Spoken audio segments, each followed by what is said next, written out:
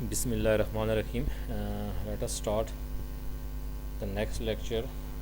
The today topic is related terminologies. We will discuss about the levelized cost of energy,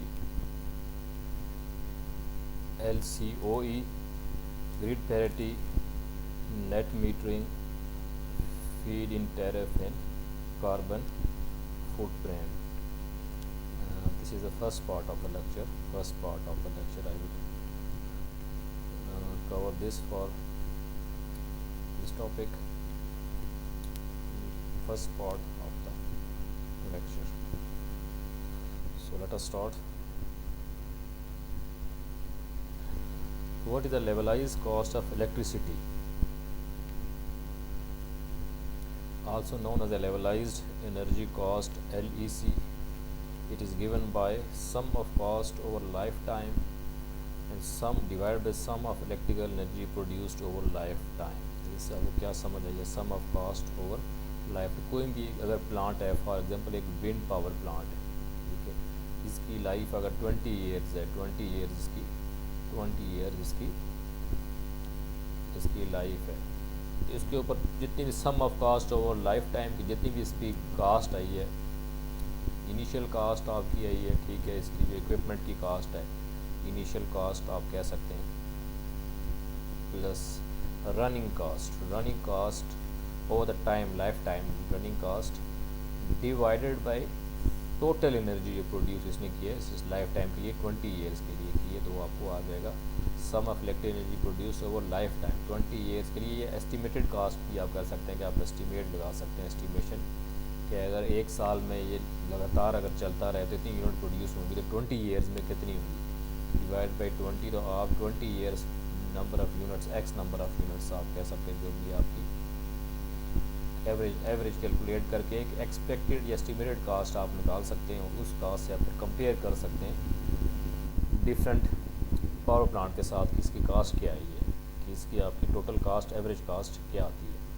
तो इसको कैसे हैं लेवलाइज cost of, next diagram में इसको आपको एक्सप्लेन हो जाएगा, लेवलाइज कॉस्ट ऑफ एनर्जी मेजर्ड, इसकी क्या हो जाएगी, डॉलर पर किलोवाट आवर और यूरो पर किलोवाट आवर, तो डॉलर पर मेगावाट आवर, नेक्स्ट हम स्लाइड में मेगावाट आवर नहीं होगा, मेगावाट आवर, नेक्स्ट स्लाइड में हम लेवलाइज कास्ट का कंपैरिजन देखेंगे।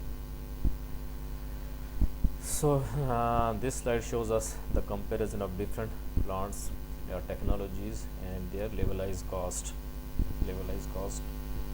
in dollar megawatt hour of different technologies, alternative and conventional।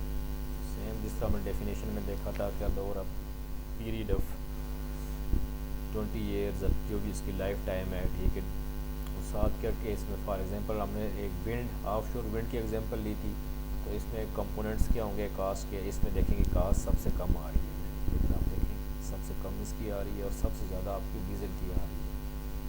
तो over a period of time capital cost average, जो आपकी कैपिटल कास्ट जितना, इसको आपको कैपिटल कास्ट प्लस आपका फिक्स्ड O&M एवरेज, इसकी आपकी O&M एवरेज आपकी आई है, तो इसकी आपकी टोटल कास्ट आपकी इसके हमने पर किलोवाट आवर के हिसाब से आप निकाल सकते हैं आपकी क्या आ रही है।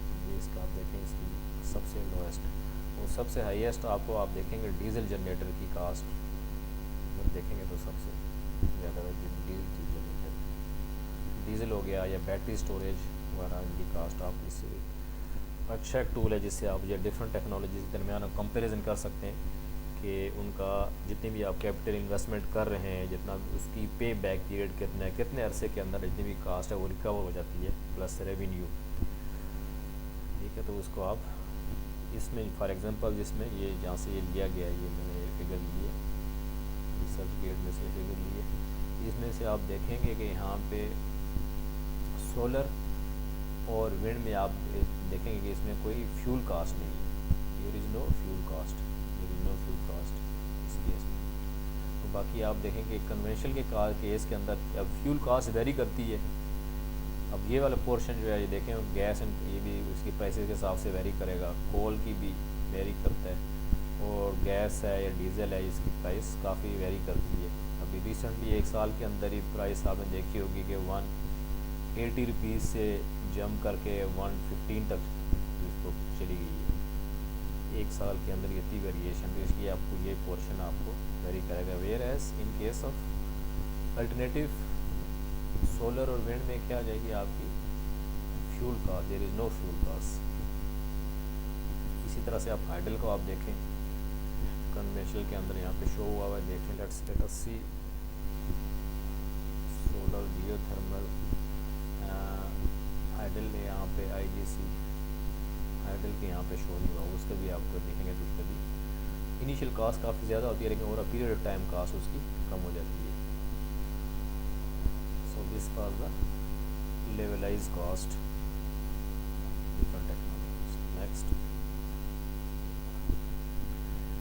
next topic, grid parity. Grid parity, point at which RAES renewable alternative energy sources can compete. Renewable alternative energy sources can compete with existing power strategies without subsidies or government support. यानी कि without subsidies, in case of Pakistan अब heavily subsidized है हमारा power sector, ठीक है, government support तो है ही है पाकिस्तान के केस के अंदर।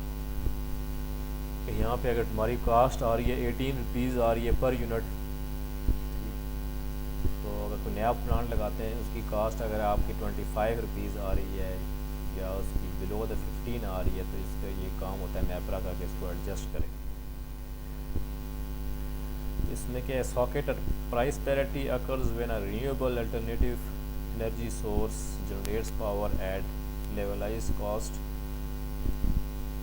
लेस देन और equal to price of grid power.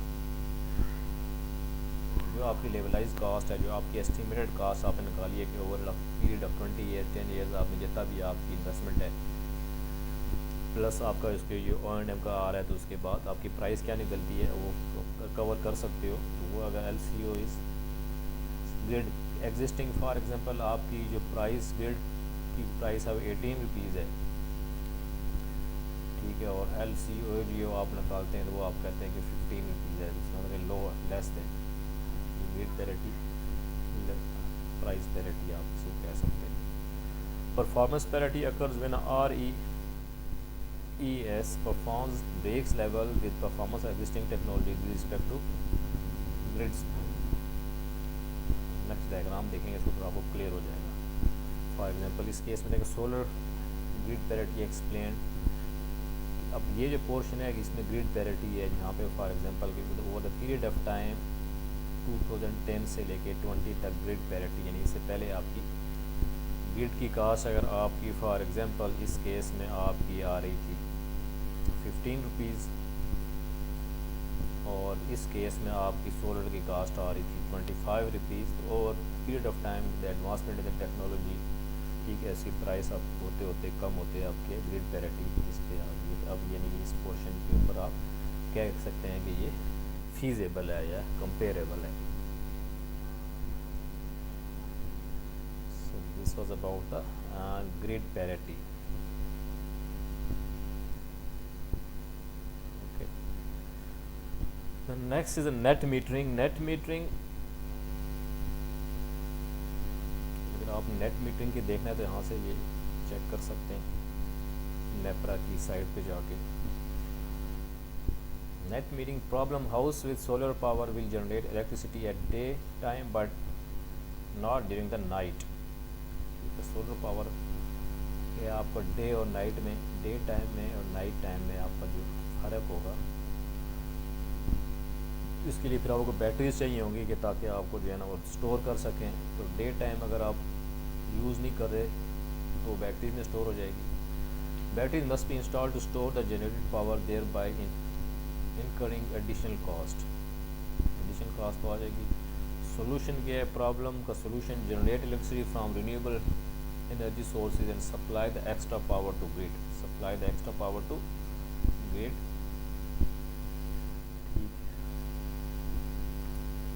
Meter keeps track and adds negative units to consumer bill for supplied power, ठीक है।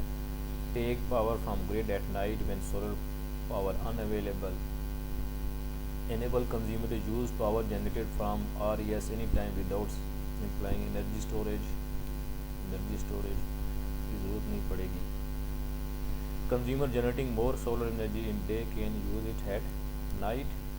The last क्या है, consumer generating wind energy can consume it in the future at a time of absence. यानी wind के case में अगर absence of wind है तो आप ले सकते हो, नेट मीटरिंग है तो आप जो है गवर्नमेंट से ले सकते हो उनको, यानी इंटरचेंज कर सकते हो. तो इसका आ गया कंसेप्ट, आ गया नेट मीटरिंग का कॉन्सेप्ट है. लेकिन इसको इन केस ऑफ अगर पाकिस्तान अगर आप देखा जाए तो फॉर एग्जांपल आपको दे रहा हूँ, वांट टू कीप इस केस में फॉर एग्जांपल नेट मीटरिंग की हमने डिस्कस की है. तो नेट मीटरिंग के हवाले से जो भी कोई बात होगी, तो फॉर एग्जांपल ये एनुअल रिपोर्ट है नेपरा की, ठीक है, हर साल की उनकी रिपोर्ट होती है जिसमें बताते हैं कि क्या क्या वो कर रहे हैं. इस केस में हम देखते हैं,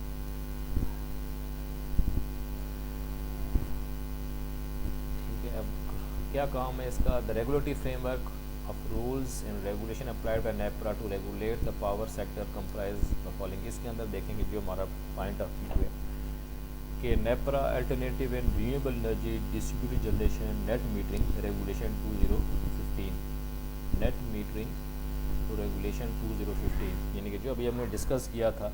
तो पाकिस्तान के कानून के अंदर जो है वो NEPRA की रेगुलेशन 2015 में नेट मीटरिंग की थी. तो हमने फिर इसको देखना पड़ेगा कि ये क्या है, इसमें पाकिस्तान के हिसाब से क्या चीज़ है, ठीक है. इसके अंदर फिर 2015 के बाद further amendments in the net metering regulation 2015 with effect from September 13, 2008. ये टोटल पूरा पैराग्राफ है, ये आपके साथ मैं रिपोर्ट भी शेयर कर दूंगा. तो उसके अंदर सारा कुछ डिस्कस लिखा हुआ है कि आपने क्या चेंजेस आई हैं. फ्लैट 1 मेगावाट कैप है 1. यानी आप डिस्कस काफ़ी ये डिटेल में उसको आप देख सकते हैं. तो यानी ये हर कंट्री का अपना होगा कि आपने एक कंपनी है प्रोड्यूस कर रहे हो इलेक्ट्रिसिटी, ठीक है, आपने अगर वापता को बेचनी है तो वो नेट मीटरिंग के थ्रू आप उसको बेच सकते हो. फिर उसका टैरिफ क्या होता है, तो वो टैरिफ क्या होगा, जो पाकिस्तान में जिस रेगुलेशन जो है वो 2015 की नेट मीटरिंग की उसके हिसाब से होगा, और वो चेंज हुई है 13 सितंबर 2018 को. फॉर एग्ज़ाम्पल देख सकते हैं कि इसमें इस केस के अंदर एक एग्ज़ाम्पल आपको मैं बता रहा हूँ कि एक ये शख्स है, इसकी जनरेशन लाइसेंस नंबर जो भी लाइसेंस है इसका एड्रेस लिखा हुआ है, ठीक है. और ये नेपरा की national electric power regulatory authority, ये लाइसेंसिंग अथॉरिटी है, ये लाइसेंस दे रही है एक शख्स को कि आप जो है बिजली पैदा कर सकते हो. लिखा हुआ है net metering and licence number granted by the national electric power regulatory authority so and so 5 kilowatt photovoltaic solar based distributed generation facility located at house. Address है, इसको आप छोड़ दें. तो उसमें क्या होगा, उसमें ये ठीक है कर रहा है, लेकिन उसको नेट मीटरिंग रेगुलेशन 2015 के हिसाब से आपको टैरिफ देना है. तो इसकी फिर काफ़ी डिटेल है, ये इसका लाइसेंस आ गया है, ठीक है. तो इस लाइसेंस में क्या है, net metering regulation 2015 ANRE regulation for a period of 7 years. This licence is valid up to 10th day of September 2, यानी 7 ईयर के लिए इसको ये लाइसेंस दिया है. इसके अंदर तो सारी डिटेल्स हैं दी गई, ये कितनी आपका size of distributed generation 55 kilowatt है. तो 5 किलोवाट का आपका अगर सोलर पैनल है तो उसको लाइसेंस आपको लेना पड़ेगा, तब आपको नेट मीटरिंग अलाउड होगी. यानी नेट मीटरिंग विदाउट लाइसेंस आप पाकिस्तान में नहीं कर सकते, ठीक है. तो इसी के अंदर एक और डिटेल आपको दे सकता हूँ कि नेट मीटरिंग के लिए पूरी की पूरी एक ये काम सेट में department of mister Zafar Iqbal साहब की तरफ से एक 19 स्लाइड्स के ऊपर एक प्रेजेंटेशन है, feed in tariff as a marketing strategy for renewable energy. Feed in tariff next हम जो स्लाइड देखेंगे वो फीड इन टैरिफ की होगी. तो इसके अंदर ये सारा को डिटेल में दिया गया है कि ये क्या है. इसमें आप डिटेल पढ़ सकते हैं काफ़ी, जिसको कोई इंटरेस्ट होगा कि ये इसकी शुरुआत कहाँ से हुई. फीड इन टैरिफ की जर्मनी से हुई, जर्मनी ने जो है ना उसको इम्प्लीमेंट किया, फिर बाकी दुनिया ने उसको फॉलो किया. तो पर्पज़ क्या था, ताकि इसको जो अल्टरनेट एनर्जी है, रिन्यूएबल है या सोलर है, उसको जो है ना वो ताकि उसको जो है वो कंज्यूमर एंड के ऊपर लोगों को फैसिलिटेट किया जाए ताकि उसको यूज़ करें. तो फीड इन टैरिफ जो है वो नेक्स्ट हम देखेंगे कि वो क्या है. So this was about the net metering, ठीक है. नेट मीटरिंग में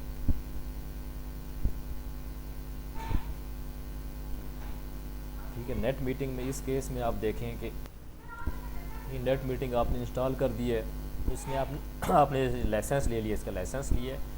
अब ये नेट मीटिंग क्या कर सकता है कि आपको यहाँ पे बैटरी स्टोरेज भी आप लगा सकते हैं, लेकिन ये सिंपल है। यहाँ पे अगर जिस टाइम पे आप यूज़ नहीं कर रहे, ठीक है, अगर आपको डे के टाइम के ऊपर आपको यूज़ नहीं कर रहे डे टाइम, तो आप क्या होगा, आप यहाँ को सप्लाई करेंगे, रेट को सप्लाई करेंगे। और वो रेट क्या होगा, वो फीड इन टैरिफ है। रेट किस रेट से अब वापटा आपसे लेगी, वो फीड इन टैरिफ। एक तो नेट मीटरिंग रेगुलेशन 2015 जो अमेंड हुई है 2018 को, ठीक है, उसको लाइसेंस लेना पड़ेगा। उसके बाद किस रेट के ऊपर लेंगे आप, वो फीड इन टैरिफ में हम देखते हैं कि फीड इन टैरिफ क्या है। ठीक है, feed in tariff for example in case of Pakistan में आप देख सकते हैं कि Pakistan feed in tariff for solar power, यहाँ से आप चेक कर सकते हो कि इसकी क्या फीड इन टैरिफ है। ये वेरी करता रहता है टाइम टू टाइम। तो उसकी definition, payment made to the household और business generating their own electricity through use of methods that do not contribute to depletion of natural resources proportional to the amount of power generated. Payment made to household, यानी payment आपने जो आपके generating their own electricity, इसके लिए आपको feed in tariff. Feed in tariff की पूरी आपकी ये प्रेजेंटेशन में आपको शेयर कर दूंगा, जिस डिटेल उसकी हिस्ट्री सारा को लिखा गया है, किस तरह था, उसकी पर्पज़ क्या था, ताकि जो आप लोकली जो है वो जनरेटिंग जो करना चाहते हैं उनको फैसिलिटेट किया जा सके। Guarantee grid access to consumers, first point है। Offer long term contracts to consumer, जिस तरह इस केस में मैंने आपको लाइसेंस दिखाया तो उसमें 7 ईयर का कॉन्ट्रैक्ट था। अभी आपको एक मैं लाइसेंस दिखाया 7 ईयर्स का, लेकिन टाइम टू टाइम ये चेंज भी होता रहता है। गवर्नमेंट की पॉलिसी भी डिपेंड करता है। ये भी हो सकता है गवर्नमेंट पॉलिसी ख़त्म कर दे, फिर लोग परेशान होंगे कि ये क्या कर दिया है, अभी तो हमने इतना बड़ा इंस्टॉल किया है। तो इसकी कोई ना कोई गारंटी होनी चाहिए। तो गारंटीड एक्सेस, इसलिए यहाँ पर लिखा है गारंटीड एक्सेस, वरना कोई पॉलिटिकल इसमें इफेक्ट हो सकता है कि आप नेक्स्ट गवर्नमेंट आगे चेंज कर लेगा, ये ठीक नहीं है। Offer caste based purchase, feed in tariff का क्या हो सकता है कि कास्ट बेस्ड परचेज, आपको कितनी कास्ट आई है उसके हिसाब से आपने इसको परचेज करना है। वो इस टैरिफ को आप यहाँ पे पाकिस्तान का देख सकते हैं, देखिए वो गिवन है कि आपकी कितनी मेगावाट है, तो उसको कितना आपने किस हिसाब से गवर्नमेंट आपसे परचेज करेगी। इसलिए 2015 के बाद 2018 में ये चेंज हुआ है, 2018 में ये चेंज हुआ है फीड इन टैरिफ। ये क्यों हुआ है, क्या इसका ये डिस्कस कर सकते हैं बाद में डिटेल में, क्योंकि हमारा सब्जेक्ट नहीं है, लेकिन फिर भी जिसको इंटरेस्ट है वो सर्च कर सकता है कि फीड इन टैरिफ चेंज क्यों हुआ है इन case of Pakistan. The payment for the install capacity fix and annual electricity production variable, ये तो ठीक है, अभी देख रहे हैं। Sometimes use interchangeably with net metering, net metering की इसको feed in tariff interchangeably with net metering. Net metering ये हो सकता है कि फॉर एग्जांपल आप अगर दिन को 100 यूनिट प्रोड्यूस कर रहे हैं, आप प्रोड्यूस कर रहे हैं और आप कंज्यूम आप कर रहे हैं 80 कर रहे हैं, 80 कर रहे हैं, तो बाकी 20 यूनिट्स आप कितनी है, तो 20 यूनिट्स क्या हो जाएंगे, वो आपकी वापटा के यानी पेमेंट आपको वापटा करेगा पेमेंट। इसी हिसाब से इंटरचेंज आप कर सकते हैं। इंटर जो नेट जिसके हिसाब पे जिसकी तरफ से ज़्यादा आएगा, इसका उल्टा भी हो सकता है कि आपको जो है ना फॉर एग्जांपल आप 80 प्रोड्यूस कर रहे हैं -100, ठीक है, तो आपकी रिक्वायरमेंट 100 है, तो आप -20, तो आपको जो है ना वापटा वाले की तरफ से आपको 20 आपको मिलेगा। ये इसका रिवर्स इंटरचेंजेबल आपका इसका मतलब ये है।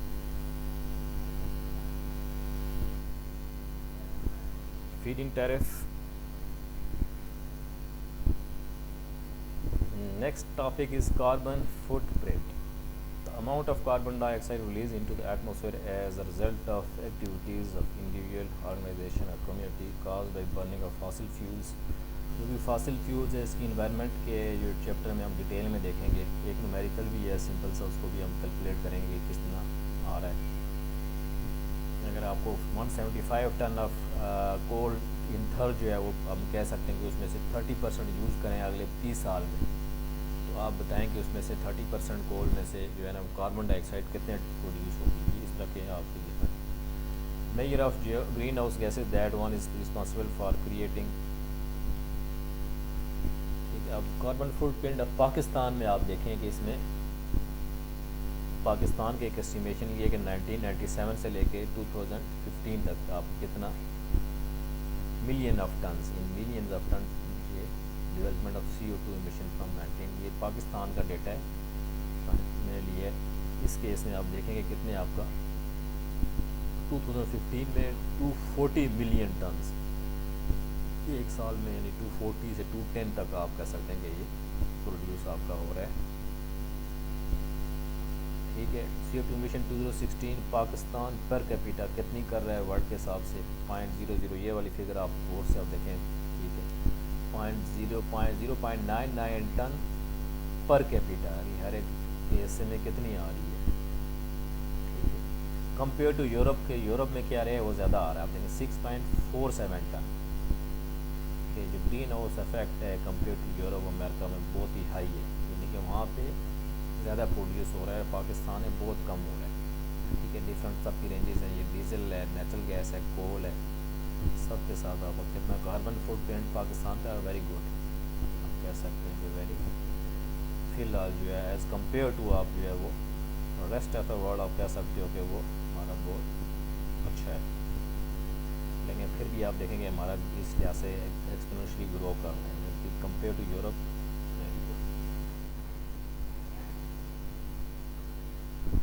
So this is the assignment number 1 CLO1, इसकी असाइनमेंट है, आप देख लें तो इंशाल्लाह ताला ये आप करें तो next part of the lecture जो है वो देखते हैं हम आपको थोड़ी देर के बाद।